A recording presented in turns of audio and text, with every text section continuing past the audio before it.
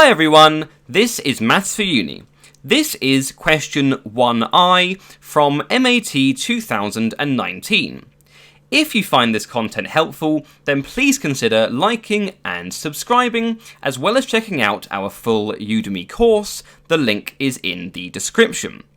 The question says, the positive real numbers x and y satisfy 0 is less than x, which is less than y, and x times 2 to the x equals y times 2 to the y. For A, no pairs x and y, B, exactly one pair x and y, C, exactly two pairs, D, exactly four pairs, and E, infinitely many pairs x and y. So notice that we have this equation x times 2 to the x is equal to y times 2 to the y. And you could imagine trying to solve this equation for, say, y in terms of x in order to sketch an appropriate graph.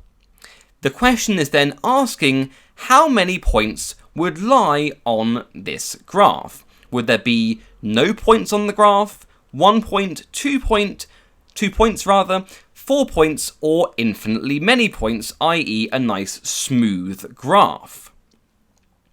Now notice also that we have conditions on x and y, namely that x and y are both positive numbers, but that y is greater than x. So this bit here will be quite important, namely that y is greater than x. But in particular, if y is greater than x, then since the 2 to the x and 2 to the y are increasing functions, i.e. they look like this, if we're drawing the graph of 2 to the x going through 1 here, then the graph increases as the value of x increases along here.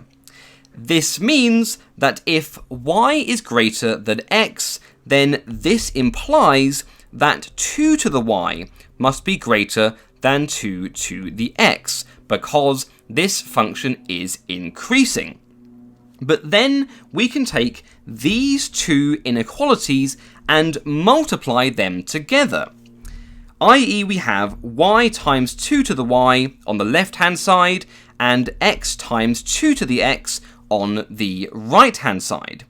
Which way round will the inequality be? Well, it will be this way round using the other part of our above condition, namely that x is greater than 0 and y is also greater than 0. This means that both sides of these things here are positive, and so when we multiply, we need not reverse the sign of the inequality, and so we arrive at this inequality here.